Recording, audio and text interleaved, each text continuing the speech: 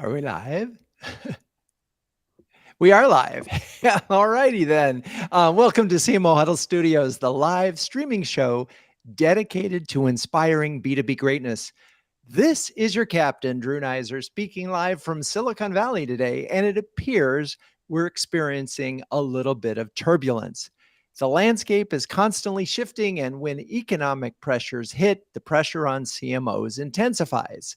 The decisions you make as CMO can significantly impact your organization's ability to weather the storm and come out stronger on the other side. But fear not.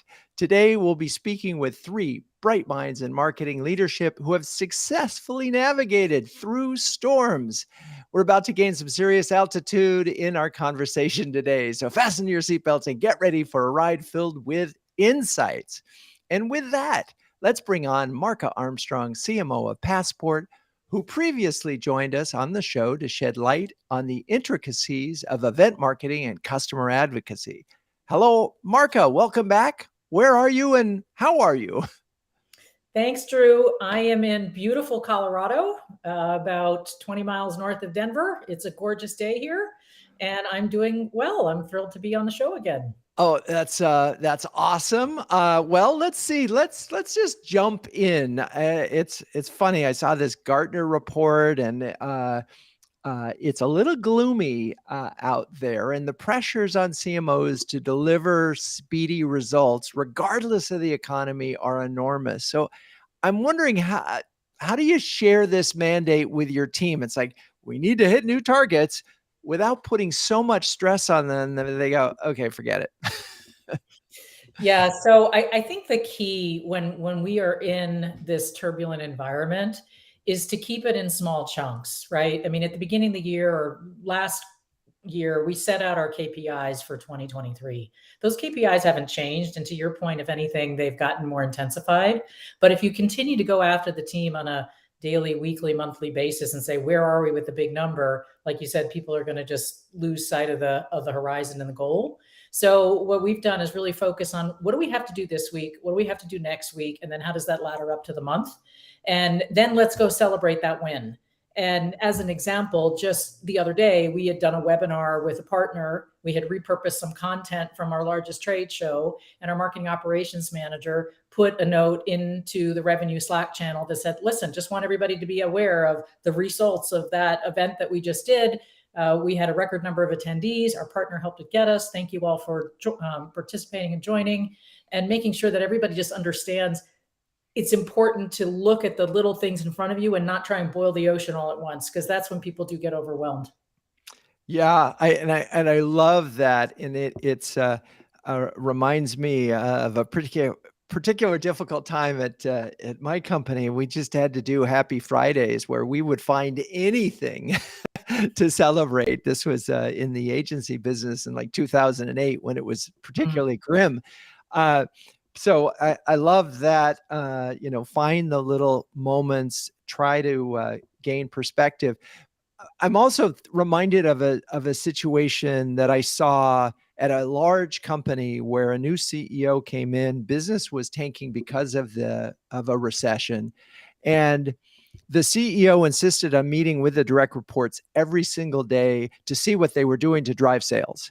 And it was the most demoralizing. I mean, it crushed the spirit of these folks. It didn't have an impact on sales, and it was horrible. So let's keep going down this route of, okay, yeah, it's an imperfect world right now. And so other than, how do you sort of in this walk this fine line? Yeah, you've talked a little bit about it, of breaking it down, but can we get into anything more that one can do to sort of keep your team sort of, yeah, it's hard out there, but there's something.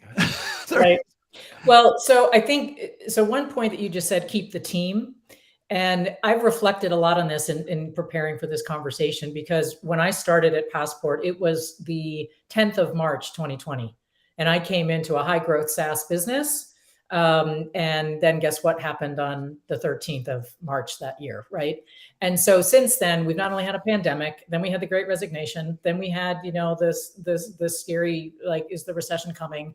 And now, there's the, hey, guess what? We gotta hold everything together here. What I've learned through that process is there's one thing about keeping it real for your team specifically, but you cannot lose sight of the people that you need to get your work done. And what I mean by that is it's very easy to hunker down and say to your team, listen, I know this is hard, and I will just, probably like everybody else, share a Slack message, text somebody, just randomly send an email. We will do the happy hours on Friday. We actually had the proposal operations team recently that just said, hey, we just need to pull up on a Thursday afternoon because we're all fried. We need to do that. But what we also need to do is do that with folks in product, with folks in sales, with folks in client success, because they're feeling it too. And at the end of the day, if we all come together in an environment where there's fewer resources, and we just came off a conversation, we're starting to think about budgets, there's less budget, you're starting to have to reduce your spend in places, you're going to be relying more heavily on other people. And you need to understand what those other people are. And that's one thing I've learned over this, trajectory over the past 3.5, 4 years, where we've gone through these cycles, is it's your team first. Yeah. First, you got to put on your own oxygen mask, then put on that of your team, but then make sure your ancillary folks are there too. Yeah. All of those things are great. And reminders, as you were talking, I was thinking about the need to take stuff off the list. Yes. Right. In that, because we all make lists, and then the lists get and wait, we can do another thing, and wait, we could do this too. And that would be cool.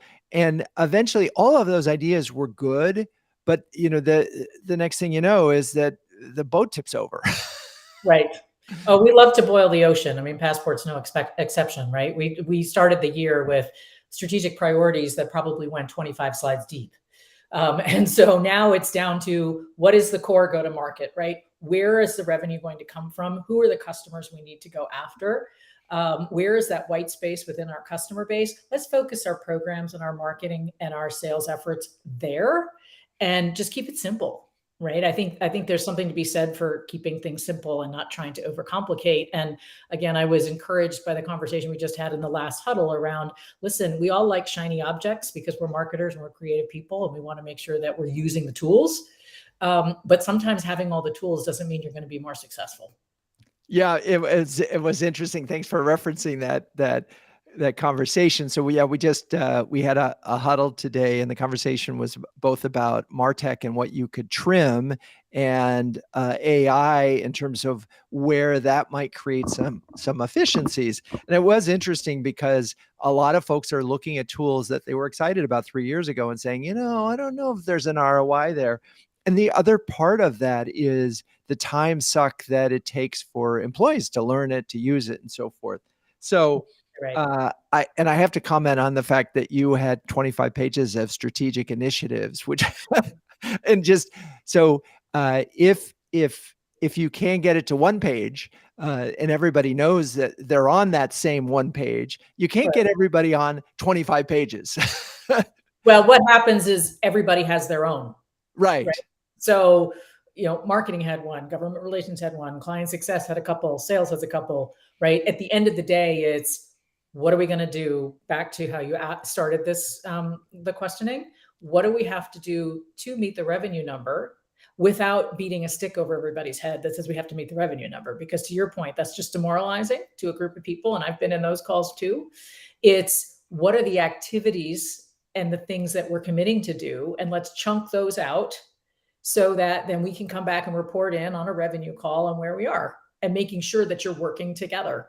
And so that's where I think we see success. And we started to see really some great examples of this when we went to our largest trade show in June of this year, which is the first time we'd all been back together in our space. It was kind of the largest gathering since the pandemic. And you just saw the cross-functional collaboration between product, marketing, sales, and it was just brilliant. It was just wonderful to sit back and watch it, because you knew that fundamental relationships were there, and whatever turbulent times we're going to go through, that's what's going to help us get through to the other side.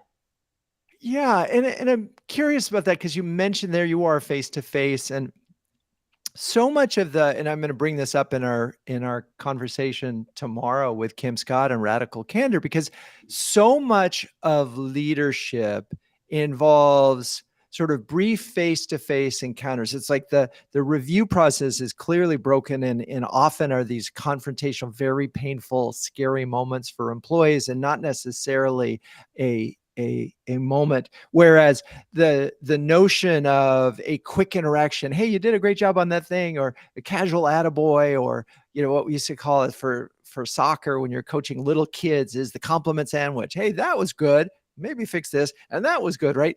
But all of those happen in quick sort of one-on-ones where you drop by the person's office and say, hey, hi, or you're having coffee. That doesn't exist in the virtual world. So I'm curious what adjustments you've made to being a virtual leader. And again, in the context of people are stressed, and how do you notice that anymore? I can notice it in people's tones of voice, whether it's through a Slack or through an email. I have this love-hate relationship with instant messenger. When my Slack will go off every day, all day, constantly. You can hear it in other parts of the house, right? But what it's good for, especially nowadays, is you can see who's stressed because they're constantly sending you things. And that's the time where you pick up the phone and say, okay, what's going on? And let's have a phone call. Or conversely, and I had a call with a manager yesterday, and she indicated that members of her team were stressed. And I said, with your permission, I'd like to reach out and just let them know that I'm here. And not that I'm going to do your job for you, but they just need to know that they've got support at a leadership level. So I think from an adjustment perspective, you really have to listen. I had a boss once who said, you have 2 ears and 1 mouth for a reason. You need to spend more time listening than you do talking. And so you really need to listen for those cues. And then when you see somebody's off, just say, hey, are you okay? Let's have a conversation. And then usually when you open up, you kind of get a fountain of response, right? Of dialogue. So Right. I just had to, rather than like back to the beginning of just sitting there with my head down, I've had to pick my head up and just listen more and see where people need some encouragement, and then take that time. And I usually try and do that at the end of the day. It's just kind of scan where people are. I love it. So it's literally monitoring intent signals the way, or discontent signals in your team, and maybe one of them is they're messaging you all the time. Okay, all right, we will be back, but right now we're going to bring on Katrina Klier, who is the senior managing partner at Sage Strategy Group and an industry expert who has graced our stage before, to delve into the topic of growth strategy evaluation. Hello, Katrina. Nice to see you again. So, how are you and where are you? Well, hi, Drew. It's great to be with you all again. Thank you for having me. I am coming to you from this beautiful, sunny, clear, crisp day in Metro New York City. And so it's a good one. All right. So I know that you went through some roller coaster periods, both at Accenture and at Pros. Talk about how you guide your teams when the going gets tough. Yeah, I think since I've always taken these like drive growth at scale jobs, I feel like I've bumped into this every job I've had, including this one. We have a lot of clients in the tech sector, and that's been interesting lately. I would say 2 things as a leader are kind of your best friend in really turbulent times, and that's transparency and empathy. And, you kind of have to mix the doses of those based on what's going on. But from a transparency perspective with your team and with your stakeholders, really just being clear and fact-based about what's going on, how things may or may not be changing, and what that may or may not mean to them and the company. It's just really important because people are anxious. Everybody catastrophizes when they don't have information. So just be transparent about what you know, and also be transparent about how, when, and where you're going to communicate with people, so they don't ever worry that they're going to be left out of the loop or they're going to miss something. Whether that's, we're going to have a stand-up meeting every morning for 15 virtual stand-up meeting, every morning for 15 minutes to give you an update and let you know what's going on, or if it's we're going to spend the first X amount of time of every team meeting we have once a week going through the status, whatever it is, just so people don't worry or think that they're going to be left out of the loop. And then context is helpful. I've always found people work better with context. So to the degree that you can be transparent about why something is changing or not, is just helpful for people. So it takes the guessing game of how things happened out of their head. And then, with empathy, these situations are always so fluid, inevitably, and having empathy that it's going to hit every person a little bit differently, whatever is going on. And you're not going to necessarily be able to predict how it's going to hit everyone, including yourself sometimes. But so just don't assume that you know what it's going to mean to them, and try and provide that space and grace for them to ask for what they need, reach out and ask them how, things could be more helpful for them and those kind of things. But have some empathy. You never really know what's going on in someone's life, and don't assume that you know. Yeah. And that's so important. And I think this is so hard again in the virtual space. At a small level, I was looking forward to speaking and seeing a CMO at a huddle. And at the last minute, they said they couldn't go. And I said, and then I found out that their 4-year-old dog had died. And, as a dog owner, and I know as a dog owner, that is a horrible thing for a family. It's just such a sad, gut-wrenching moment. And so, but you don't know, because they might not want to tell you what's going on in their life. So yeah, that being empathetic, don't just assume that, that they're screwing up because you don't know what's going on in their life. I wanted to ask a question though. It's difficult sometimes in particularly when it's really rough and, companies not hitting their sales targets. The CMO doesn't always know. And you don't know what's going on, as you said, sometimes. And so how do you handle the stuff that you don't know? I mean, are you transparent about that as well? Yeah, I try to be. I've always told my teams, I will answer any question that you ask me to the degree that I know the answer and am able to share that information. Because sometimes there's legal reasons why you can't say things just yet. So I think just be clear. It may or may not give people comfort that you don't know the answer. But if you don't know, then you can commit to go and find out and loop back to people, or say, I don't know the answer to that. I think we've had a lot of discussion about it. I don't think a decision has been made, but let me go check and see if there's been any momentum, right. And then, come back to people.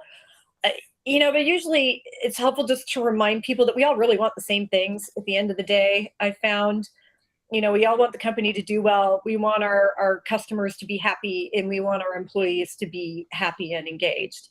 And it's kind of that easy and that hard at the end of the day.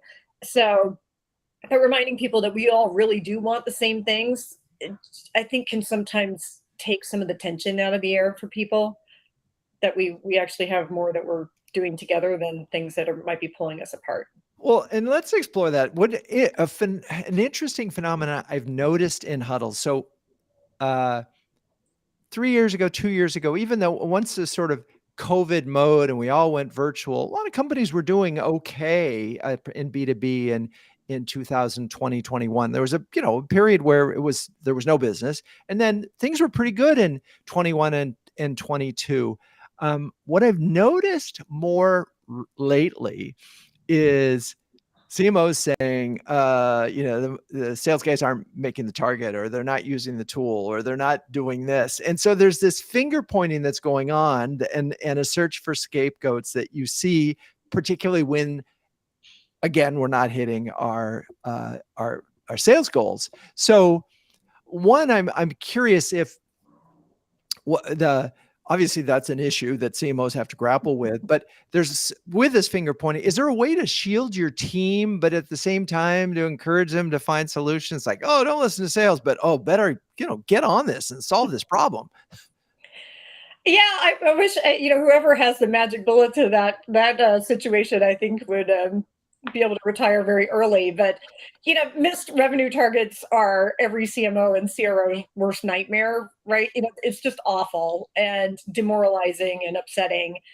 And again, kind of reminding everybody again that we all want the same things, then I think is important. And I don't have a lot of tolerance for finger pointing personally, because the causes of a revenue miss are rarely a single thing or a single person or a single team or a single campaign or any of those kind of things. It's always a combination of stuff. And so I kind of come back to data is your friend. Like it takes the emotion and tension out of the conversation. If you're like, okay, I hear you, you're upset, we're all upset.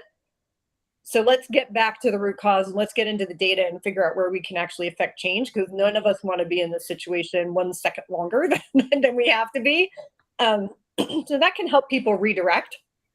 I'm also, and this is just me, not everybody operates this way, but other stakeholders in the company, the other parts of the executive team, sales teams in more detail, whoever, I'm like, look, if you're angry or upset about something that the marketing function is doing, you can come talk to me about that directly, one-on-one. And, you get some people that can be kind of ugly and nasty and yell, and it's like, all right, well, dump your bucket, get that out of your system. But you only get to do that with me. You don't get to do that with my leadership team or the rest of my function, because you know what? I need those people in the game with their head every day, moving us forward and making this better. So you don't get to go disrupt their world. You can come talk to me. I will listen to your feedback. I will try to take the constructive pieces out of it. And then I will share that in a way that my team can action it faster. But you don't get to go cause a bunch of chaos in my leadership team or organization. If it's really good news, then I let them go right to them. But when it's a stressful and not so great news situation, I'm like, no. I need their eyes on the ball. So you can come talk to me. Happy to have that conversation with you. But you don't get to go cause chaos, because that just slows all of us down at the end of it. I love it. I don't. I'm curious. Have you run into a head of sales that just said, "Yeah, whatever, I'm still going to do it"? I mean, does that work? It does work, but sometimes, I've had to empower my leadership team to push back, because when they get this phone call or someone's blowing up their mobile phone with a million text messages and other things, I tell them, I said, look, I have your back on this. You tell that person that Katrina has said she would rather have this conversation with you, and just send them to me and do not engage. Right. Just don't feed the beast, because it's not going to go anywhere positive if you do. But I have found that, you need to let your leadership team know that, because, you want them to feel empowered and that you have their back if they do a redirect. Because some of these people, they're more senior usually in the organization, and sometimes they can be not having their best day. Yeah. And what it makes sense is, to me, is also going back to the conversation we had with Marca. A lot of issues happen where sales folks are under stress. They think, oh, I know, a micro campaign against this target would be great. Let me go to someone junior in the marketing department. And then suddenly that marketing person has to either say no, their default is saying yes, but that's not on the strategic plan. That's not a thing. And so they need to know that you are behind them, right? Absolutely. Okay. All right. Well, awesome. Thank you for that. We'll be back. But now let's welcome Gabi Zijderveld, CMO of Smart Eye, and a returning guest who has appeared on 2 previous shows to discuss rebranding and category creation. Hello, Gabi. How are you, and where are you? Hey, Drew. Nice to see you again. I'm in lovely Somerville, Mass, right across the river from Boston. Well, there we are. So we are spanning the continent today with East Coast, Central Time, and the West Coast. Very cool. Okay. So you've listened to both what Marca and Katrina had to say. I'm curious, sort of in sort of hearing what they all had to say. It must have sparked some thoughts or builds in terms of engaging and motivating your team during this sort of unpredictable period. Yeah, absolutely. And the conversation just now with Katrina, right? Showing empathy, I think, is really important, but also understanding and being open-minded as to what people might have going on personally. I think that's really important. Often we're in a position to build hopefully long-term relationships with our team members and connect with them and have conversations also at a personal level. I think it's just really important to try and understand best you can what they have going on in their lives, and also understand that that could be very different than the things that you yourself have going on in your life. So that is key. So fully resonated with me when you guys were talking about that. But another thing that I think is super important to do when you're trying to keep your team motivated and engaged in tough times is to also understand, what are their individual career goals?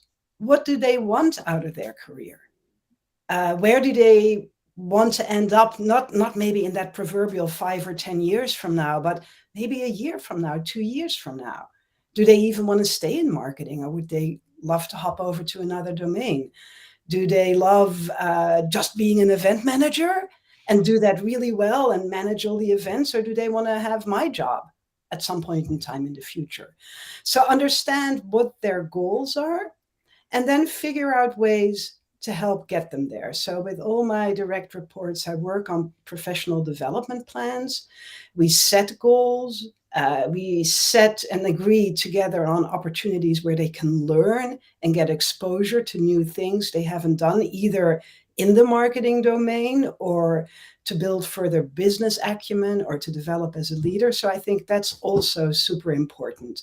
I have a whole bunch of other ideas, but let me pause here. Yeah, no, and because thank you for pausing for a second, because one of the interesting things is to say, yeah, short term, it's kind of grueling right now, but I'm thinking long term for you. Yeah. So, and I love that sort of switch of perspective. Let's get out of the short term and think about long term. But there's also something that we haven't really talked about yet on the show, and it wasn't even in the show plan. But I'm thinking about, if you think about on your career, some of the most, the times when you learned the most, the times where you really rose to the occasion were the most stressful times. Of course, yeah. And I'm thinking about, that Billie Jean King quote that the players see as they're going out onto center court, something like stress is a privilege. It's something very close to that. Yeah. And I'm wondering, and this is me being the optimist that I have, because it's so difficult when you're in the midst of battle to say, hey, this is really great. I'm stressed out and I'm going to learn more. Yeah, I don't think I would ever word it that way, but it's so true, right? And one thing related to that I certainly do is, once I understand a bit better where team members want to develop or should develop, I sometimes just throw them in the deep.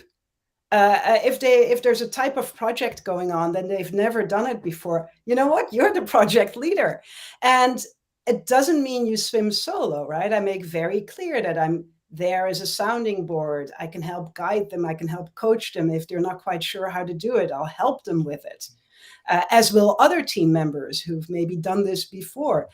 But if you throw someone in the deep and let them run as solo as they can, that's a real opportunity there and then for them to learn, for them to take ownership, to have responsibility. And I love doing that. I will say, I also do remind my team members in situations like that, like, don't overthink it, chill a little bit, right? We're not doing brain surgery here. If you make a mistake or if something gets delayed, it's not like the patient is going to die on the operating table, right? It's not that mission critical. Sure, a lot of our customer-facing activity, we have to get it right, but there's wiggle room there, right? Like, rarely are things super urgent that it has to happen that minute. And rarely, perfection is sometimes the devil of, the enemy of good. Right? Yes. Yeah, and sometimes good enough is good enough. That's the thing I say as well, right? Don't overthink it. Just go, go, go. We're here to help you. Don't overthink it.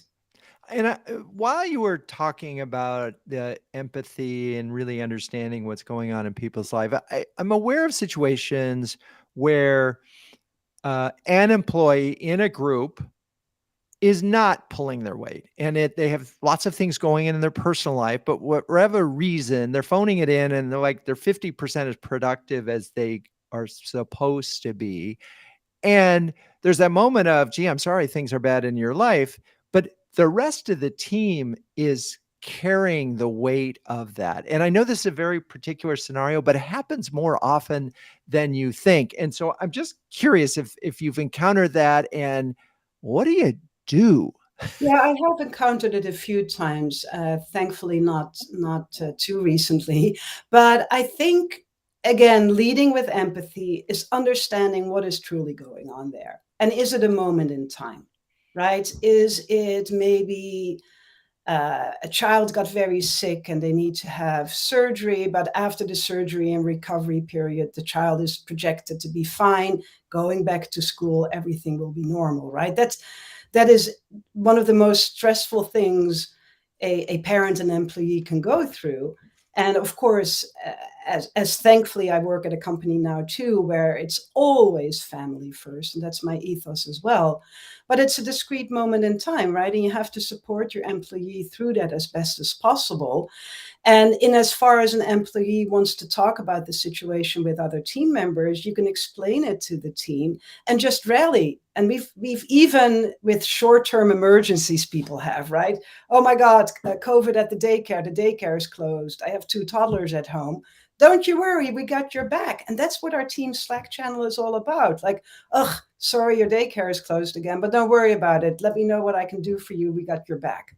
So if you create a culture like that, that helps. I think those are manageable time limited situations, if you will. If this is consistent and perpetual, that is really difficult. And I think this is also where, in my experience, you sometimes have to get in there and micromanage and really make very clear plans as to these are the goals of the job. These are the things you need to do. This is the timeline we're creating, for your deliverables, for your projects. And we're going to be checking in on that and seeing how it's progressing. And if for whatever the reason might be, the employee consistently cannot perform to what the requirements of the job are, then at the right point in time, I will have conversations with HR and see about what we can do. Because of course, depending also where in the world you are, there's legal limitations, and aside from the moral and ethical aspects of it all. But sometimes you're in a situation where you need to have the conversation, like, is this a line of business that you want to be in? Like, is this even the kind of job you want to have? Yeah. But again, you have to understand the situation. Yeah, no, it's funny. I think we're going to talk about this tomorrow with Kim Scott. But if don't, I have to remember there was an employee that worked for me years and years ago. This was when I was at J. Walter Thompson, and we noticed, and it was hilarious, that this individual was a slow walker. And in advertising, everybody's a fast walker. And it just turned out it was a metaphor for this. What person wasn't right. They went on to have a fabulous career as a food critic. It worked out great for them. And this was the wrong place. And that's possible. Yeah.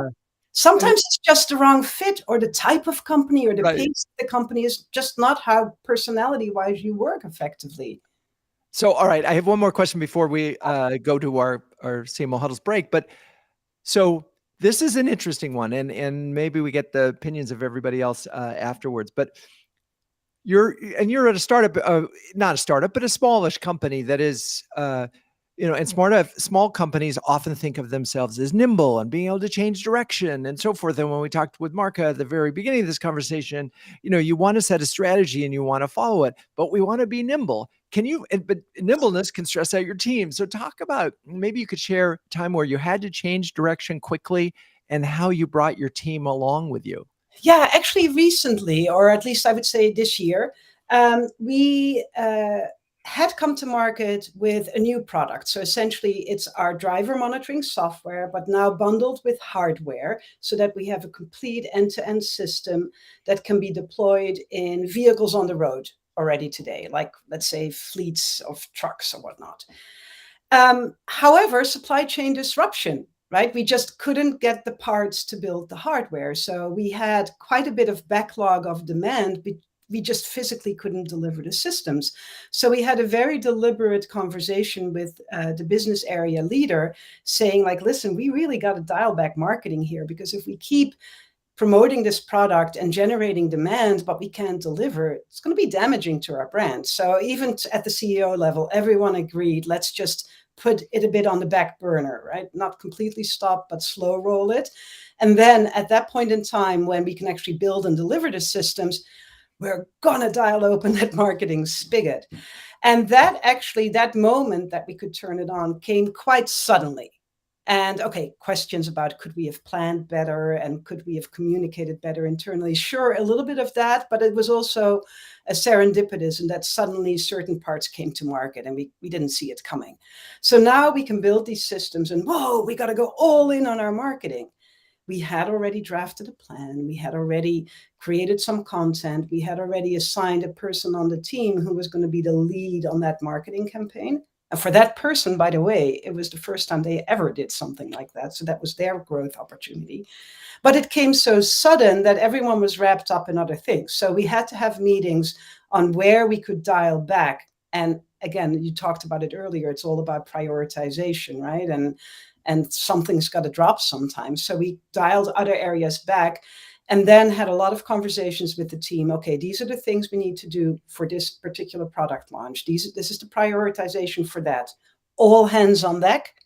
Who is going to help with what? And it was really just a divide and conquer. We had one person overseeing the whole project, doing hands-on work, but it was all hands on deck, myself included. I wrote plenty of website content and customer emails and you name it.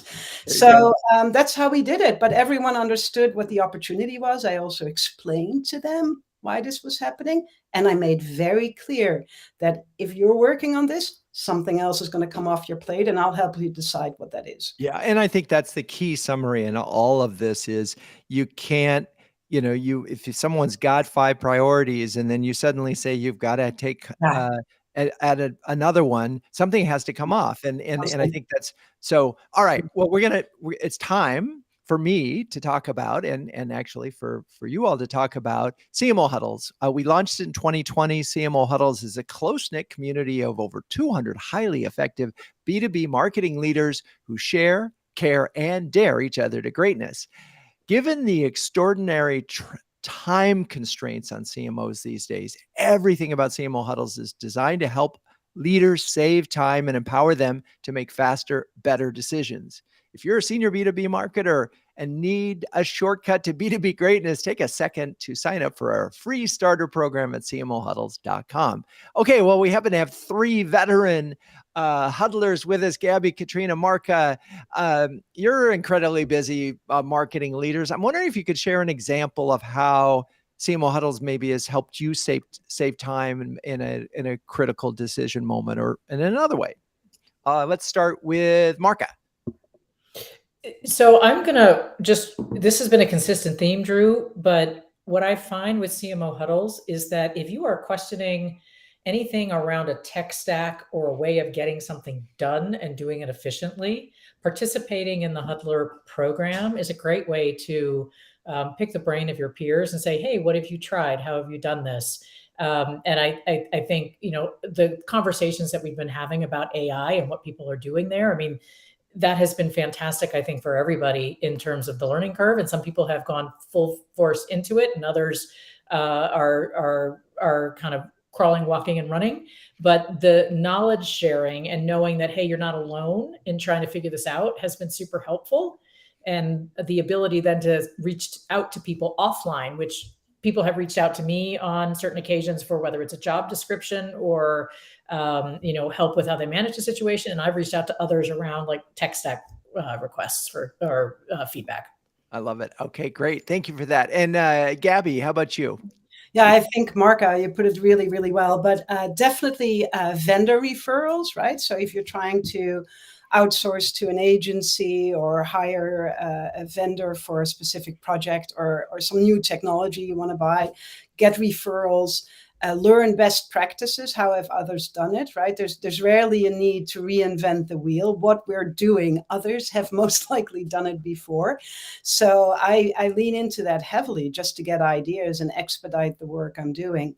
The recent AI conversations are just awesome, right? Because we're all inundated with generative AI tools and you can't see the forest for the trees anymore. But also, I don't have time to experiment with all.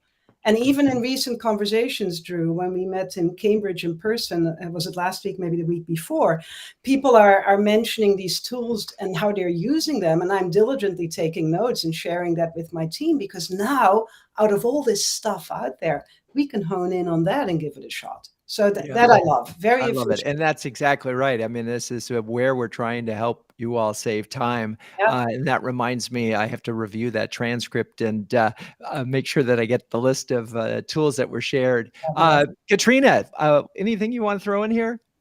Well, I agree with everyone else has said. I would say one of the other benefits of CMO Huddles is really, it is the community aspect of it. I mean, people are incredibly gracious and helpful with things, and I kind of view it as my mastermind group, if you will, that can turn hype into help.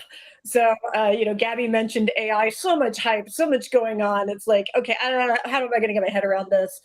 And you can ask this community and they will actually turn that hype into help. Like, start with this or try that, or don't worry about these, you're going to waste a lot of time. And that's the same thing with any kind of martech stack situation, or just I'm trying to figure out how to communicate something that's going to be complicated to my executive team or my board. Like others have said, almost always someone's had to tackle that challenge before, and this group is just really gracious with offering those lessons learned and just support. I love it. Thank you for that. If you Turning may- hype into help. Go ahead. Do you mind if I add one more thing? Because I Okay. think that's actually important, because many of us will come across this at some point in our career. I am currently not in transition, so I don't have the hands-on experience, but I have a lot of CMO friends out of CMO Huddles that are looking to either leave their current gig or they're in transition already.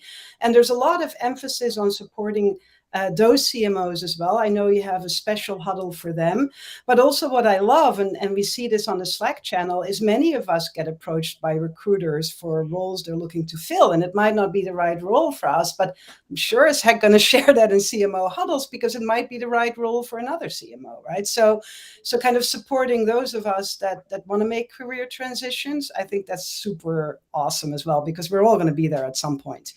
Well, thank you for that. And I could do this all day, but we're gonna get back to the show. But if you're a B2B CMO who can share, care, and dare with the best of them, do yourself a favor and check out cmohuddles.com. Okay, so let's get back to this leadership thing, and let's do a quick speed round with.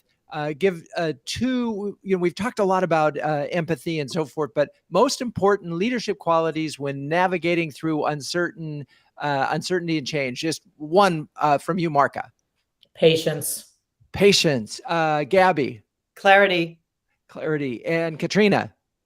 Transparency. There we go. Okay, so those are three really good ones that we can think and go into, and I think I'm going to cover many of those tomorrow with Kim Scott. So, and Gabi, you mentioned a story about an employee on the brink of burnout. I'm wondering if any of you have found a moment where you were able to save an employee who was sort of burning out. And Gabi, you just shaked your head, so go for it.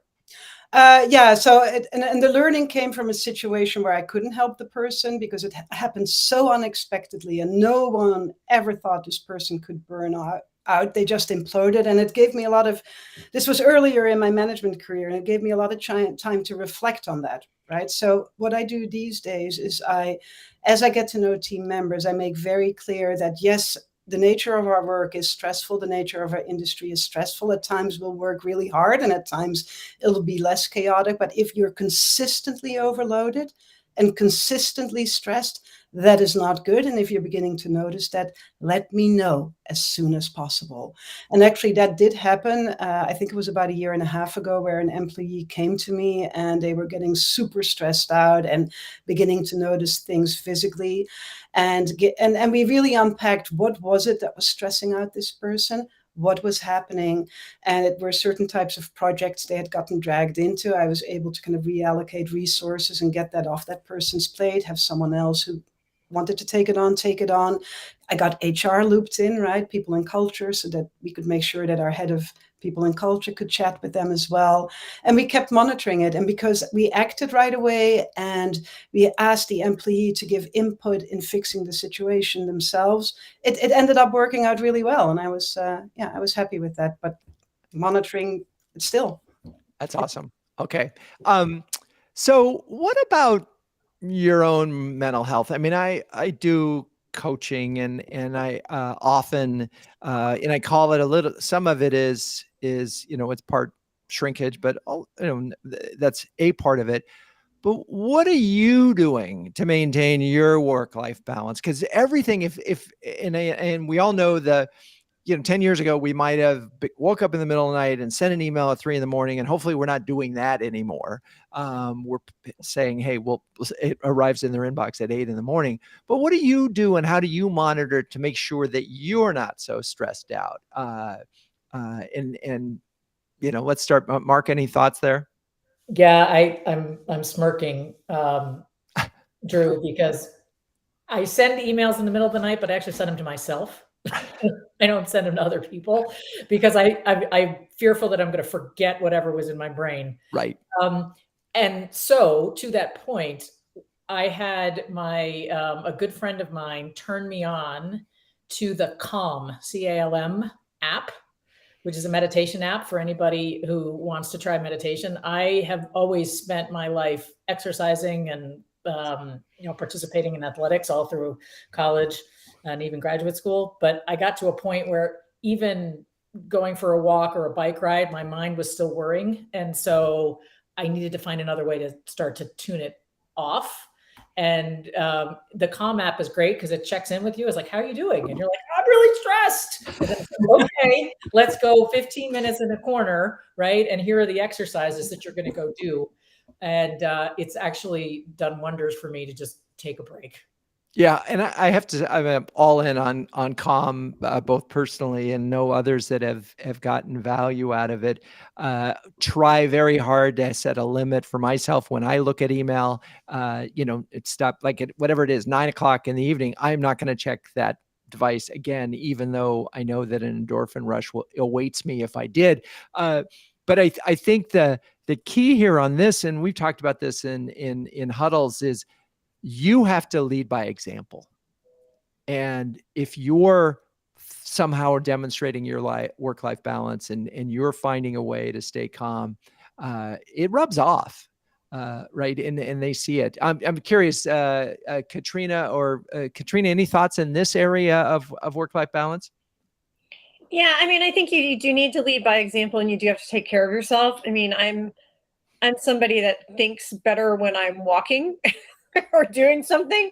So I like to walk many miles every morning. And some of that I might be listening to podcasts or audiobooks, or sometimes I'll, hold my phone and make, voice notes to myself. And there's a lovely stretch of where I walk where I'm walking through the woods and the trees and by a river, and it's just super lovely. And so I make sure no device is going to make noise so I can kind of do the walking meditation there. But, which is wonderful for me. I think we have to also tell people sometimes. I mean, even though it's a little weird, I mean, I'm not somebody that would usually tell a bunch of people that, but not that it matters, but it's just kind of like, why? But, saying to my team, you know what, I'm not going to take that meeting at 8 because it doesn't really have to be at 8 in the morning. Let's do it at 10 so I can get back from my walk at 8:30 and be here and present for you all. And just letting them know that I do those things. So they're like, oh, well, she moves some things around sometimes, or, she goes and takes time every morning to do this. And so that means I can do it too.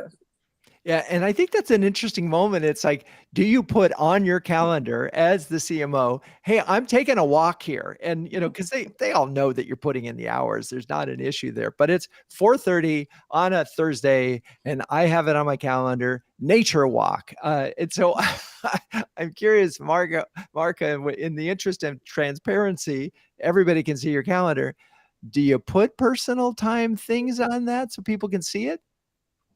I put work blocks, and our executive admin knows, and I'm working mountain time. So I try and get online by 7 a.m. mountain. So I'm working with the East Coast. But there are some mornings I just can't do that. So for whatever reason. And so I just block it out.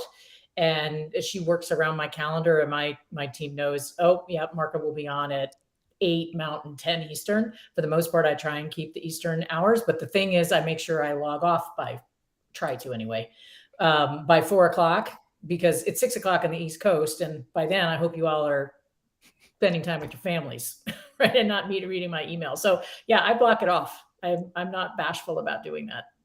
Yeah, that's great. Well, and that's a perfect lead into, we always quote Ben Franklin on this show. And what would Ben say about sort of being a leader and leading by example? And here's what he says: he that can compose himself or herself is wiser than he or her that composes books.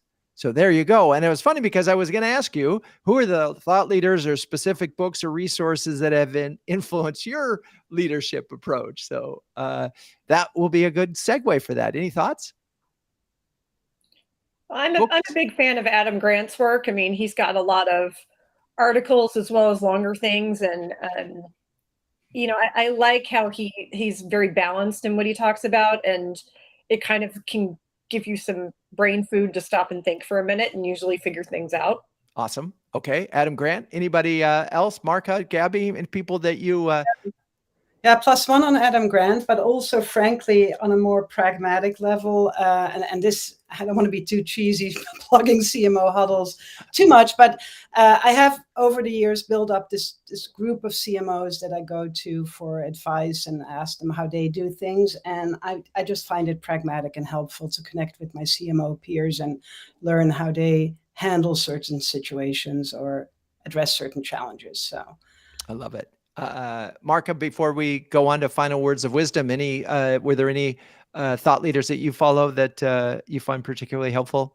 Yeah, I thought Gabi was going to say Brene Brown. That's where I thought you were going with your comment. Yeah. And I'm a fan of hers, but there is a great book, if you haven't read it, called The Energy Bus, which while we're talking about how do you manage through turbulent times, it just gives you tips about how you take negative energy and turn it into positive energy in your life, in your work, with your teams. And the PR agency that I've worked with, the principal had given it to me during COVID. And it's a quick read, and it's by John Gordon, and it's just super helpful. I was going to pull it off my shelf, but I must have left it upstairs. Awesome. All right. Well, those are great. Maybe some of those will end up being the best-selling authors that we feature in a career huddle in 2024. Okay. So now it is time. Final words of wisdom for other CMOs when it comes to leading your team in turbulent times. And we'll do this in reverse order of where we started. So I think that's Marca first, I think. I don't know. Go for it, Marca. So what I would say, and I think this has been a common theme, is don't assume you know how other people are doing and how they're feeling. I think that was the theme of empathy, the theme of clarity, and then the theme of patience. So take the time to understand where your team is and then lead them from there. Love it. Okay. Katrina, final words of wisdom. You can't take care of others if you haven't taken care of yourself, at least not very well. And so I would say really make sure you've got a community of support for yourself. And that can be other CMOs. I think the three of us here are big fans and have all talked to each other in various capacities too. So those kinds of things in your family, other friends, professional mentors and community people that you've bumped into in your career, just have your people that you can go to, whether it's 10 o'clock at night or 10 o'clock in the morning when you need help with something, that they'll help, or they'll at least listen, which is often and I'm going to just add to that because, all of you have made deposits in the Goodwill Bank. And that's part of this is that, if another person who's in a stressful moment, reach out, help them. Karma is a boomerang. And so, you put some deposits in and it will come back. Okay, Gabi, take us home for final words of wisdom, leading your team in turbulent times. Yeah, give your team members an opportunity to grow and learn, but above all, give them opportunities to shine and showcase the work that they're doing. Give them opportunities to shine. I love it. All right. Well, thank you, Gabi, Katrina, Marca. You're all amazing sports. And thank you, audience, for staying with us. Please join us in 2 weeks when we'll be talking about global marketing with Jacques Batal, Dean Nichols, and Olga Noha. Cue the music. CMO Huddles Studio is produced by Melissa Caffrey. Our production assistant is Laura Parkin. If you'd like to learn more about CMO Huddles, please visit cmohuddles.com. I'm your host, Drew Neiser, and until next time, keep on sharing, caring, and daring each other to greatness.